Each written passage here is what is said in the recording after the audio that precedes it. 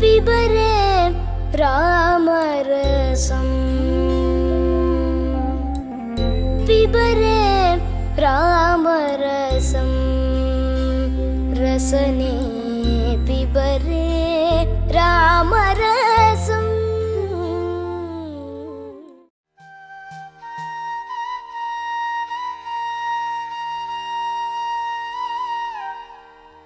കോട്ടയം നഗരഹൃദയത്തിൽ തിരുനക്കരയിൽ സ്ഥിതി ചെയ്യുന്ന അതിപുരാതന ശിവക്ഷേത്രമാണ് തിരുനക്കര ശ്രീ മഹാദേവ ക്ഷേത്രം. 108 ശിവക്ഷേത്രങ്ങളിൽ പറയുന്ന ഈ മഹാദേവ ക്ഷേത്രത്തിലെ പ്രതിഷ്ഠ സ്വയംഭൂവാണെങ്കിലും പ്രതിഷ്ഠ നടത്തിയത് പരശുരാമനാണെന്ന് വിശ്വസിക്കുന്നു. കോട്ടയം നഗരത്തിലെ തിരുനക്കര മൈതാനത്തിൽ നിന്ന് 400 മീറ്റർ പടിഞ്ഞാറ് മാറിയാണ് ക്ഷേത്രം സ്ഥിതി ചെയ്യുന്നത്. പ്രധാന നിരത്തിൽ നിന്ന് ഒരൽപ്പം ഉയരത്തിലാണ് ക്ഷേത്രം നിർമ്മിച്ചിരിക്കുന്നത്. തൊട്ടുമുന്നിൽ അതിവിശാലമായ ക്ഷേത്ര മൈതാനം കാണാം. ഗണപതി, സുബ്രഹ്മണ്യസ്വാമി, അയ്യപ്പൻ, വടക്കുംനാഥൻ, ദുർഗാദേവി, നാഗദൈവങ്ങൾ, ബ്രഹ്മരക്ഷസ് തുടങ്ങിയ ഉപദേവതകളും തിരുനക്കരയിൽ കുടികൊള്ളുന്നുണ്ട്. 1.5 അടി ഉയരം വരുന്ന സ്വയംഭൂലിംഗത്തിൽ കിഴക്കോട്ട് ദർശനമായാണ് തിരുനക്കര മഹാദേവൻ കുടികൊള്ളുന്നത്. പാർവതീ സമേതനായി രത്നപീഠത്തിലിരിക്കുന്ന സദാശിവന്റെ ഭാവമാണ് പ്രതിഷ്ഠയ്ക്ക്. തിരുനക്കരത്തേവർക്കൊപ്പമാണ് 1.5 അടി ഉയരം വരുന്ന പഞ്ചലോഹ നിർമ്മിതമായ ശ്രീ പാർവതീദേവിയുടെയും പ്രതിഷ്ഠ. സാമാന്യം വലിപ്പമുള്ള 2 നില ചതുര ശ്രീകോവിലാണ് തിരുനക്കര ക്ഷേത്രത്തിലുള്ളത്. മഹാദേവനെ തൊഴുത് അനുഗ്രഹമേറ്റുവാങ്ങാനായി വൻ ഭക്തജനത്തിരക്കാണ് ദിവസവും ക്ഷേത്രത്തിലുണ്ടാകുന്നത്.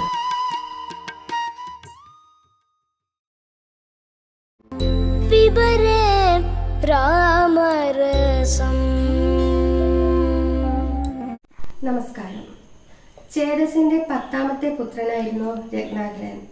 കാട്ടാളനായ രത്നാകരൻ വാൽമീകി മഹർഷിയായി രാമായണം ചമയ്ക്കാനുണ്ടായ നിയോഗം വേദസമ്മതമാണ്. നാനാത്വത്തിലുള്ള ഏകത്വമാണ് രാമായണ സങ്കല്പം.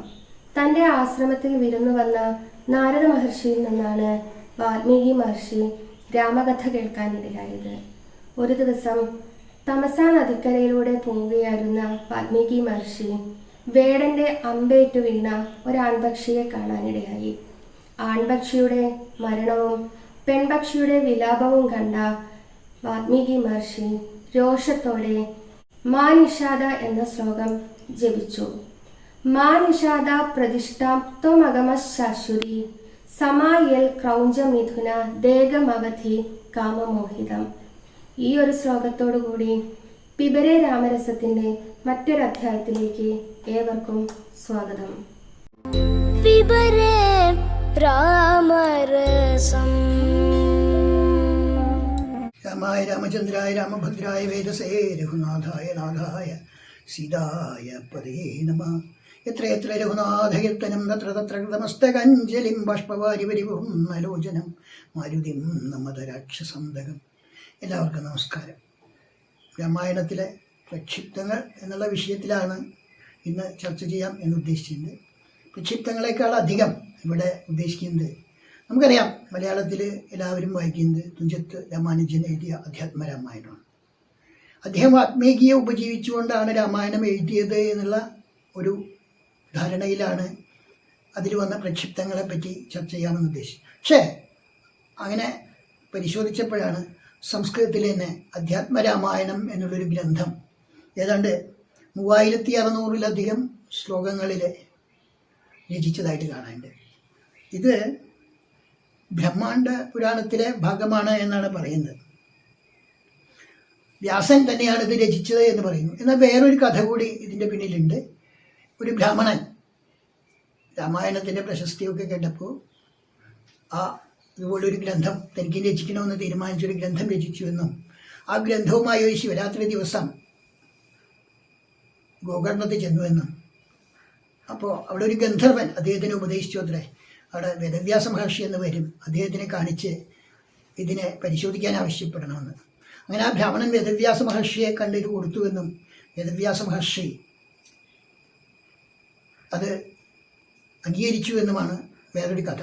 പക്ഷേ അങ്ങനെ ആരാണ് അങ്ങയോട് എന്നെ കാണാൻ ഉപദേശിച്ചത് എന്ന് ചോദിച്ചുവെന്നും അങ്ങനെ മനസ്സിലാക്കിയ ആ ഗന്ധർവനെ വേദവ്യാസ മഹർഷി ശപിച്ചുവെന്നും നീ മനുഷ്യനായിട്ട് ഭൂമിയിൽ പോകട്ടെ എന്ന് ശപിച്ചുവെന്നും പറയുന്നു.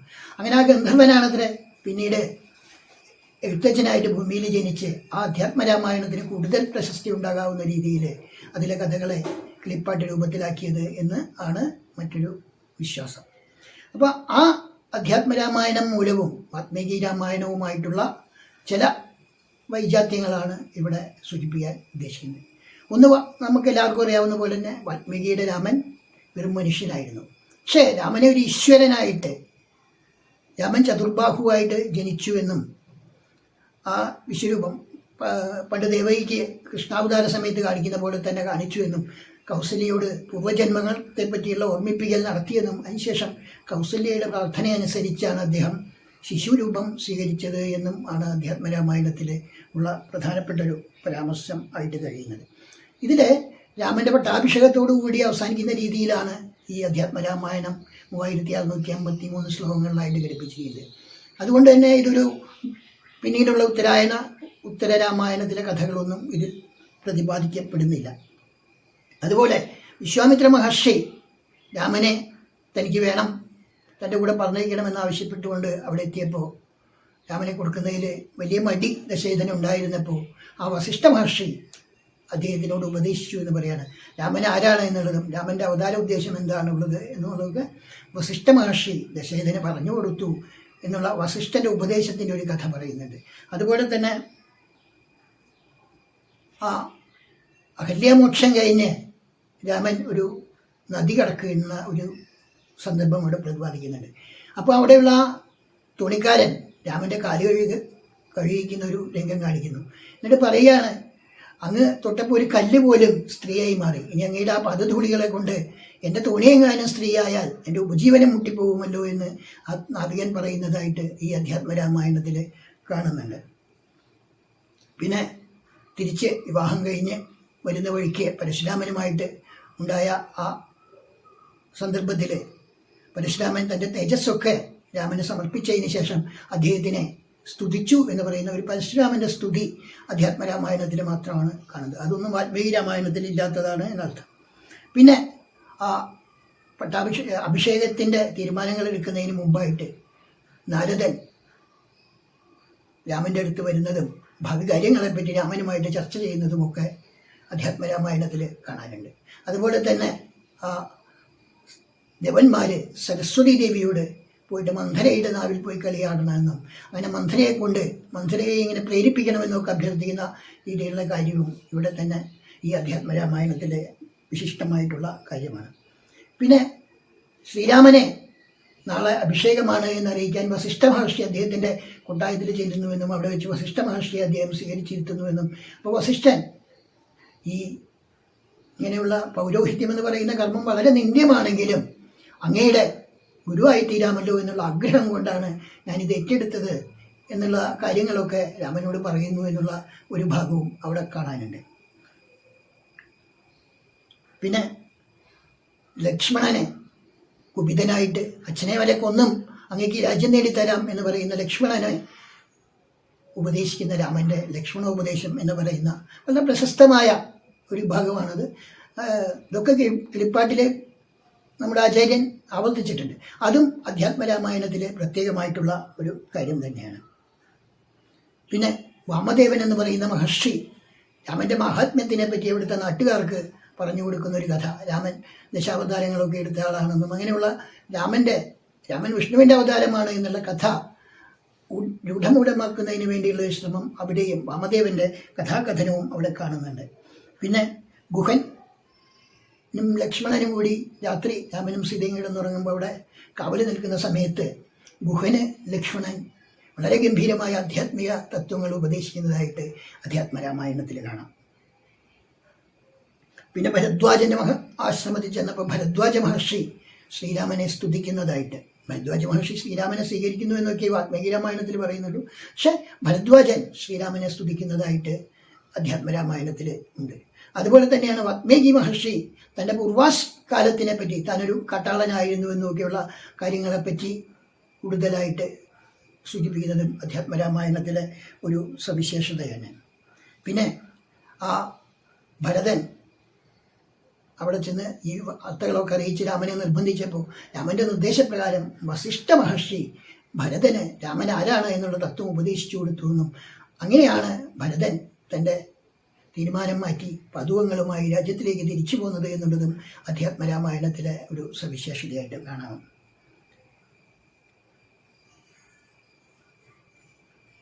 പിന്നെ കാട്ടിൽ ചെന്ന സമയത്ത് വിരാധനെ വധിച്ചപ്പോൾ വിരാധൻ സ്തുതിക്കുന്നതായിട്ട് പറയുന്നുണ്ട്. അതുപോലെ പല മഹർഷിമാരും രാമനെ സ്തുതിക്കുന്നതായിട്ട് പറയുന്നുണ്ട്. അതുപോലെ വളരെ ഗംഭീരമായിട്ട് രാമൻ നടത്തുന്ന ഒരു ലക്ഷ്മണ ഉപദേശമുണ്ട്, ലക്ഷ്മണനെ ഉപദേശിക്കുന്ന ഒരു സംഗതിയുണ്ട്.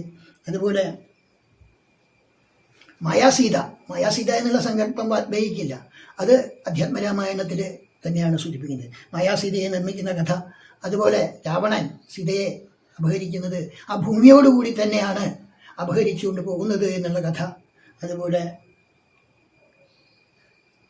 രാവണൻ വിദ്വേഷഭക്തിയോടുകൂടിയാണ് രാമനെ പൂജിച്ചത് എന്നുള്ള സൂചനകൾ, അതുപോലെ സീതയെ കാണാതായപ്പോൾ രാമൻ നടത്തുന്ന രാമവിലാപം എന്ന് പറയുന്ന കഥ, ജഡായുവിൻ്റെ സ്തുതി, അതുപോലെ കബന്ധൻ്റെ സ്തുതി, ശബരിയുടെ സ്തുതി, താരയ്ക്ക് രാമൻ നൽകുന്ന ഉപദേശം, ലക്ഷ്മണന് തൻ്റെ പൂജാവിധികളെ പറ്റി രാമൻ നൽകുന്ന ഉപദേശം, അതുപോലെ സ്വയംപ്രഭ എന്ന് പറയുന്ന സ്ത്രീ വാനരന്മാർക്ക് വഴിയൊക്കെ കാണിച്ചു കൊടുത്തതിന് ശേഷം അവർ വന്ന് ശ്രീരാമനെ കാണുന്നുവെന്നും ശ്രീരാമനെ സ്തുതിക്കുന്നു എന്നുള്ള ഒരു കഥ.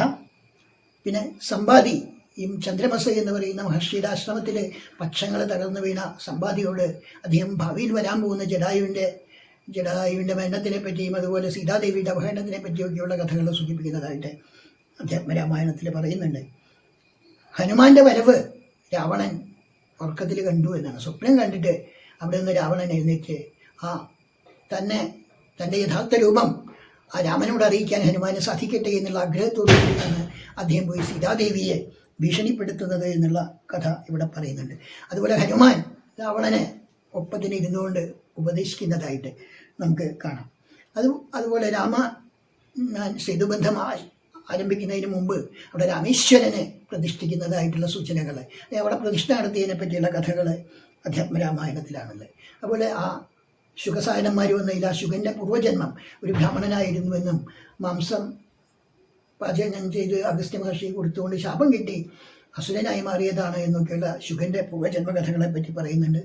അതുപോലെ രാവണൻ്റെ മാതാമഹനായ മല്യവാൻ രാവണനെ ഉപദേശിക്കുന്ന കഥ പറയുന്നുണ്ട്.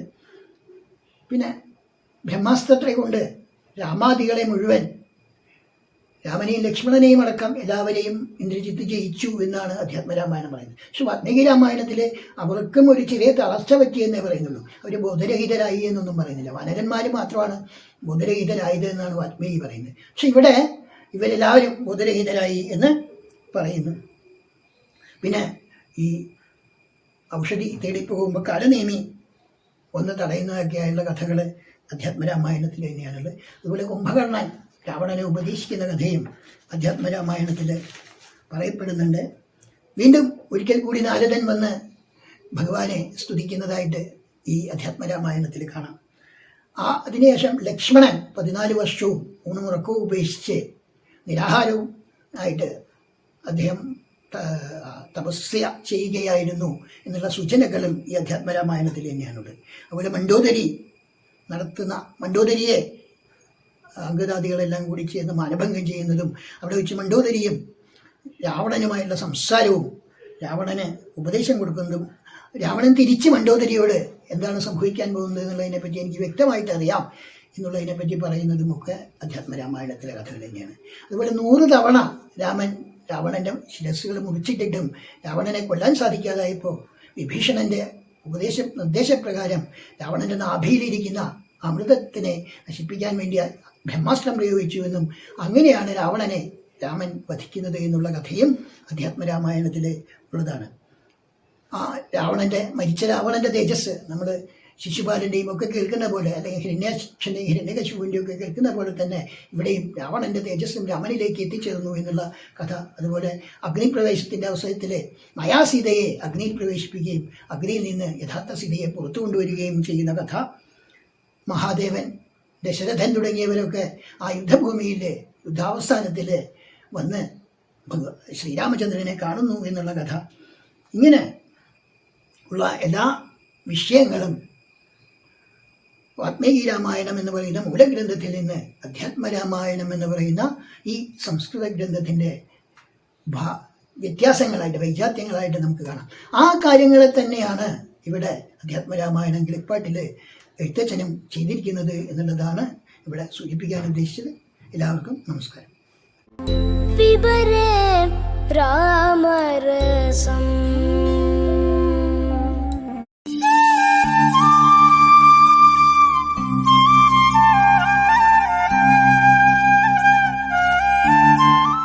ഹരിശ്രീ ഗണപതയേ നമഃ. അവിഘ്നമസ്തു. ശ്രീരാമ രാമ രാമ ശ്രീരാമചന്ദ്ര ജയ. ശ്രീരാമ രാമ രാമ ശ്രീരാമഭദ്ര ജയ. ശ്രീരാമ രാമ രാമ സീതാഭിരാമ രാമ. ശ്രീരാമ രാമ രാമ ലോകാഭിരാമ ജയ. ശ്രീരാമ രാമ രാമ രാവണാന്തക രാമ. ശ്രീരാമ മമ ഹൃദി രമതാം രാമ രാമ. ശ്രീരാഘവാത്മാ രാമ. ശ്രീരാമ രമാപതേ. ശ്രീരാമ രമണീയ വിഗ്രഹ നമോസ്തുതേ. നാരായണായ നമോ നാരായണായ നമോ നാരായണായ നമോ നാരായണായ നമ. ശ്രീരാമനാമം പാടി വന്ന പൈങ്കിളിപ്പെണ്ണേ, ശ്രീരാമചരിതം നീ ചൊല്ലിടുമടിയാതെ. ശാരിക പൈതൽ താനും വന്ദിച്ചു വന്ദ്യന്മാരെ, ശ്രീരാമസ്മൃതിയോടെ പറഞ്ഞു തുടങ്ങിനാൻ.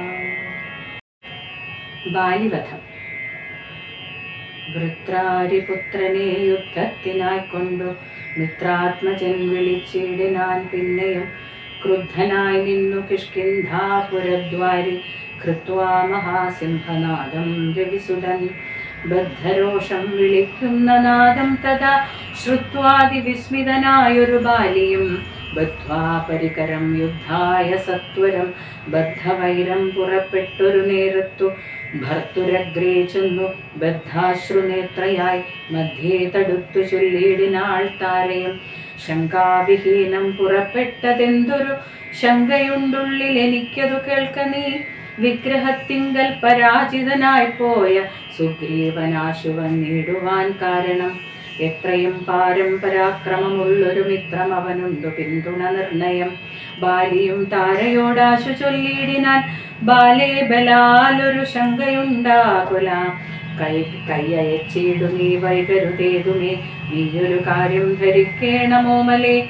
ബന്ധുവായാരുള്ളതോർക്ക സുഗ്രീവനു ബന്ധമില്ലെന്നോടു വൈരത്തിനാർക്കുമേ. ബന്ധുവായുണ്ടവനേകനെന്നാകിലോ ഹന്തവ്യനെന്നാലും അവനുമറിക നീ. ശത്രുവായുള്ളവൻ വന്നു ഗൃഹാന്തികെ യുദ്ധത്തിനായി വിളിക്കുന്നതും കേട്ടുടൻ ശൂരനായുള്ള പുരുഷനിരിക്കുമോ. ഭീരുവായുള്ളിലടച്ചു ചൊല്ലു നീ. വൈരിയെ കൊന്നു വിരവിൽ വരുവൻ ഞാൻ, ധീരത കൈക്കൊണ്ടിരിക്ക നീ വല്ലഭേ. താരയും ചൊന്നാളതു കേട്ടവനോടു വീരശിഖാമണി കേട്ടാലുമെങ്കിൽ നീ.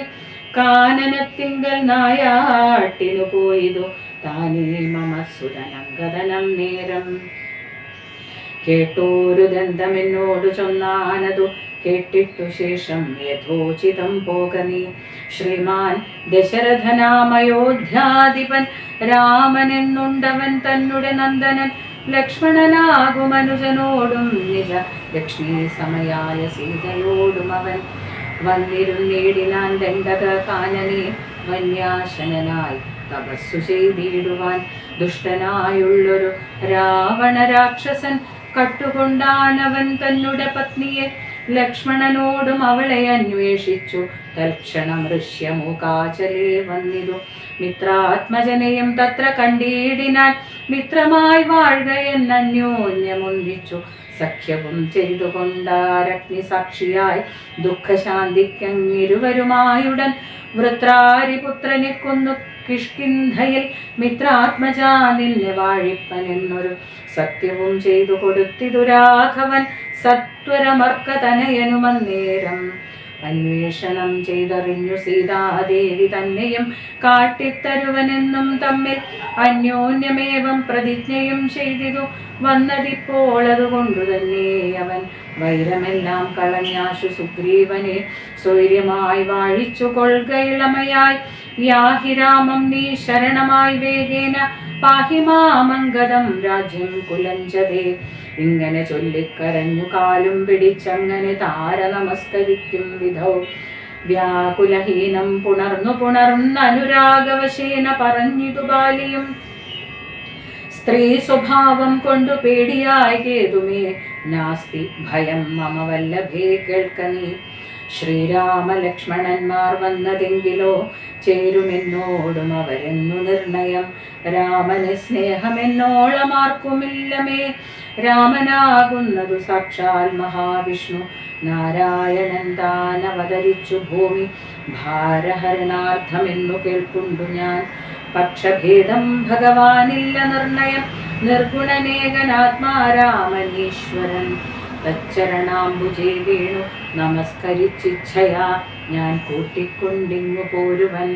മൽഗൃഹത്തിങ്കലുപകാരവുമേറും സുഗ്രീവനെക്കാളും എന്നെ കൊണ്ടോർക്ക നീ.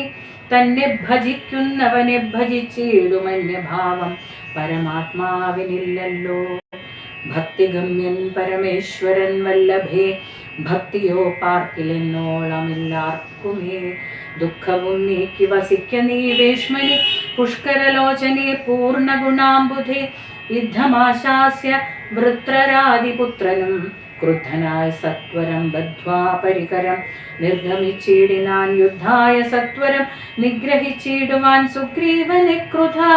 താരയുമശ്രുഗണങ്ങളും വാർത്തു വാർത്താരൂഢതാപമകത്തു പുക്കീടിനാൾ. പല്ലും കടിച്ചലറിക്കൊണ്ടു ബാലിയും നില്ലെന്നണഞ്ഞോരു നേരം തഥാ. മുഷ്ടികൾ കൊണ്ടു താടിച്ചിതു ബാലിയെ രുഷ്ടനാം ബാലി സുഗ്രീവനെയും തഥാ. മുഷ്ടി ചുരുട്ടി പ്രഹരിച്ചിരിക്കവേ കെട്ടിയും കാൽ കൈ പരസ്പരം താടനം.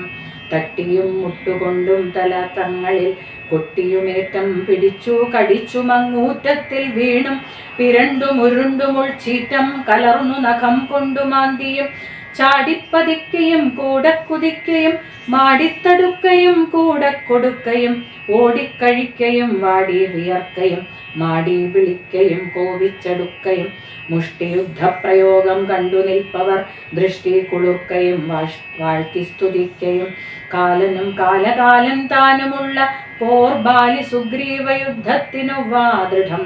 രണ്ടു സമുദ്രങ്ങൾ തമ്മിൽ പൊരും പോലെ രണ്ടു ശൈലങ്ങൾ തമ്മിൽ പൊരും പോലെയും കണ്ടവരാർത്തുകൊണ്ടാടിപ്പുകഴ്ത്തിയും കണ്ടീല വാട്ടമൊരുത്തനുമേതുമേ.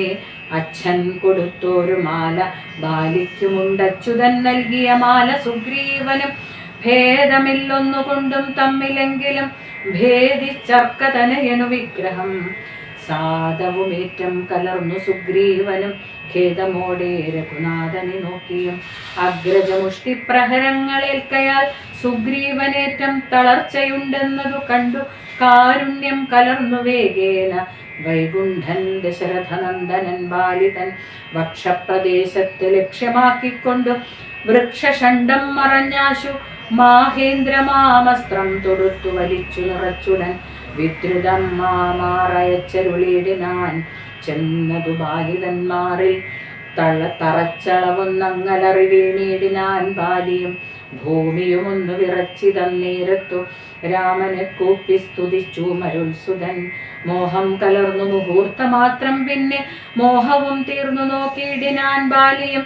കാണായിതഗ്രേ രഘൂത്തമനെത്തതാ ബാണവും ദക്ഷിണഹസ്തേ ധരിച്ചന്യപാണിയിൽ ചാപവും ചീരവസനവും തുണീരവും മൃദുസ്മീരവദനവും ചാരുജടാമകുടം പൂണ്ടിടം പെട്ട മാറിടത്തിങ്കൽ വനമാലയും പൂണ്ടു ചാർവായതങ്ങളായുള്ള ഭുജങ്ങളും ദൂർവാദളച്ഛവി പൂണ്ട ശരീരവും പക്ഷഭാഗി പരിസേവിതന്മാരായ ലക്ഷ്മണ സുഗ്രീവന്മാരെയുമഞ്ജസ കണ്ടു ഗർഹിച്ചു പറഞ്ഞിതു ബാലിയുണ്ടായ ഖേദാകുലചേതസാ. പിബരേ രാമരസം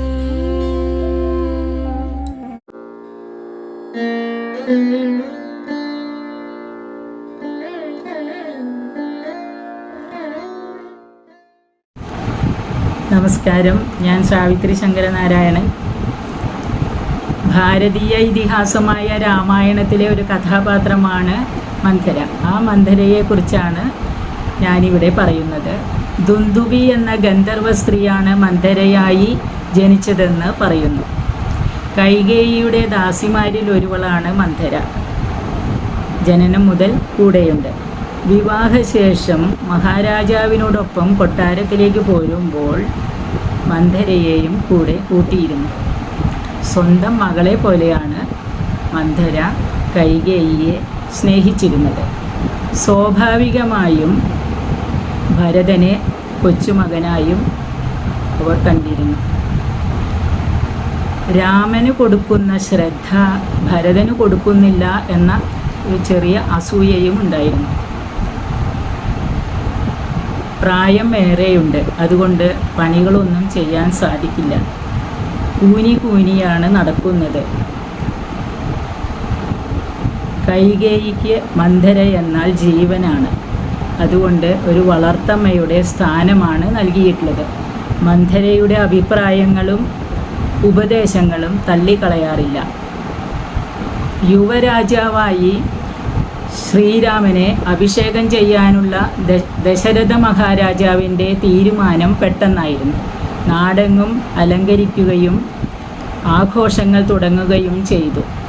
കൗസല്യയും സുമിത്രയുമൊക്കെ ആഹ്ലാദത്തിലാണ്. മന്ധര അത്ഭുതപ്പെട്ടു. ആ വിവരവുമായി മന്ധര കൈകേയിയുടെ മുന്നിലെത്തി. കൈകേയിയും ആദ്യം ആഹ്ലാദിച്ചു.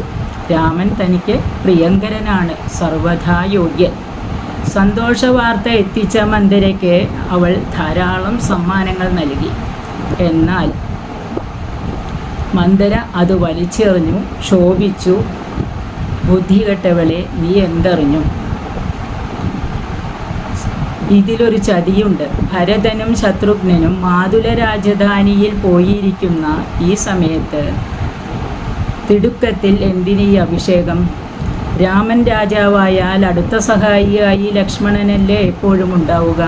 അപ്പോൾ അവരുടെ അമ്മമാരായ കൗസല്യയ്ക്കും സുമിത്രയ്ക്കും മഹാരാജ്ഞിമാരായി നന്നായി ജീവിക്കാം. ദശരഥൻ്റെ പ്രിയപ്പെട്ടവളെന്ന് പറയപ്പെടുന്ന നീയോ ദാസിയെപ്പോലെ കഴിയാം. ഭരതനും ദാസനെ പോലെയാവും. കഷ്ടം. മന്ധരയ്ക്കും മോഹമുണ്ടായിരുന്നു കൈകേയി മഹാറാണിയായാൽ ദാസിയായിരിക്കണമെന്ന്. ഇത്രയും കേട്ടപ്പോഴാണ് കൈകേയിക്ക് ഇനി എന്ത് ചെയ്യും, ശരിയാണല്ലോ എന്ന തോന്നലുണ്ടായത്. അവൾ ചോദിച്ച ചോദ്യത്തിന് മറുപടിയും സൂത്രവിദ്യയും മന്ധര തന്നെ നൽകി.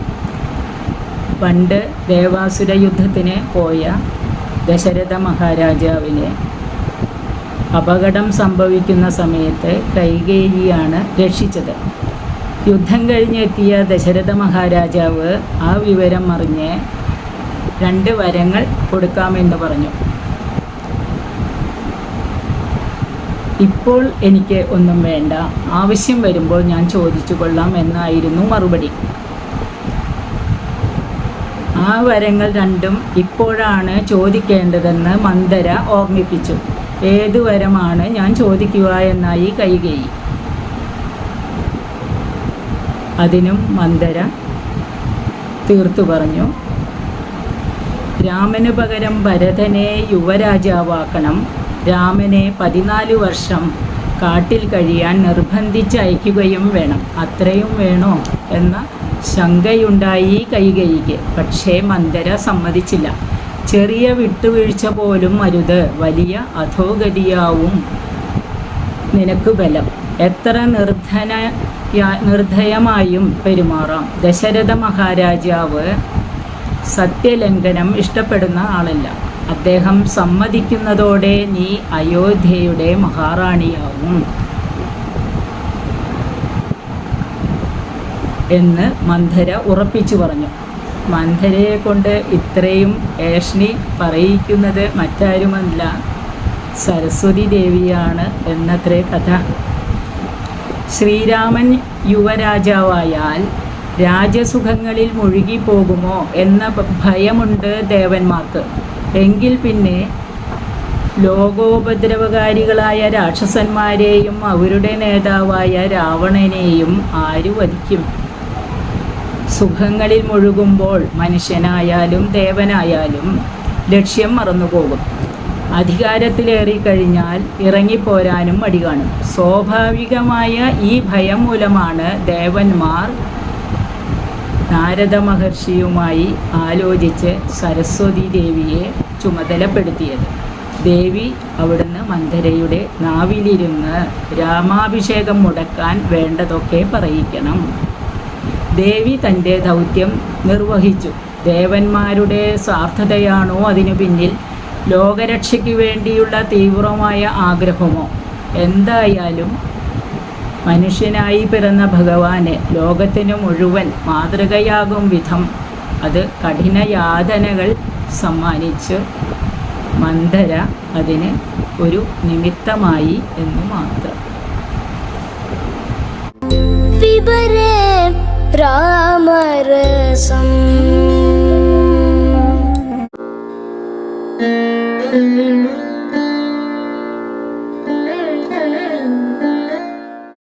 ദീനദയാലോ രാമ ജയ സീതാവല്ലഭ രാമ. ദീനദയാലോ രാമ ജയ സീതാവല്ലഭ രാമ.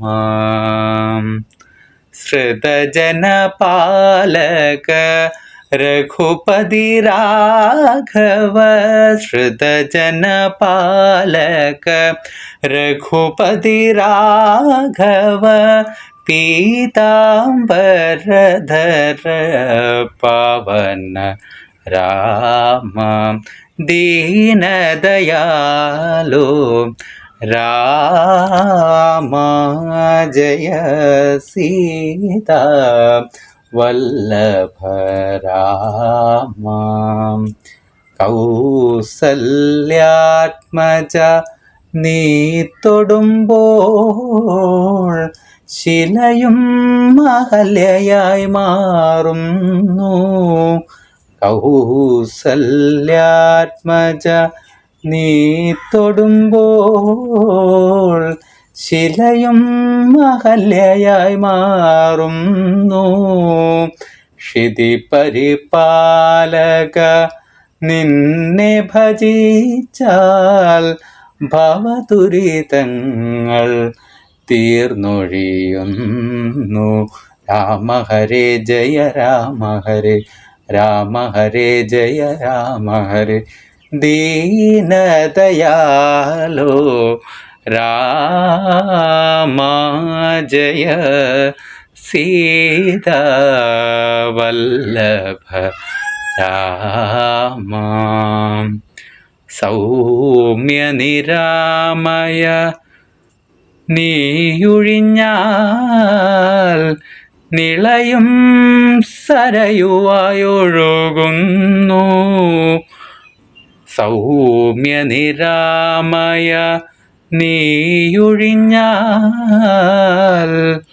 നിളയും സരയുവായൊഴുകുന്നു. ഇരുൾ വഴികളിൽ നിൻ കാൽപ്പാടുകളാൽ മിഥിലജ നിന്നെ പിന്തുടരുന്നു.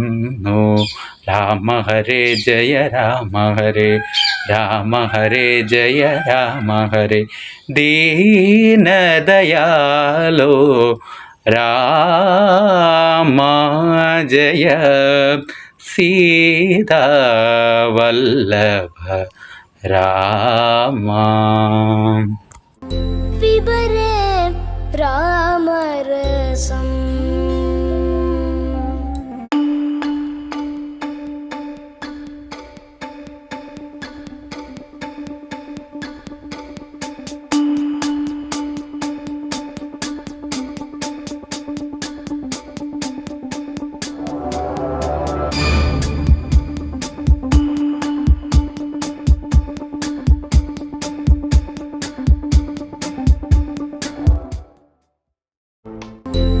पिबरे रामरसम् पिबरे रामरसं रसने पिबरे रामरसम्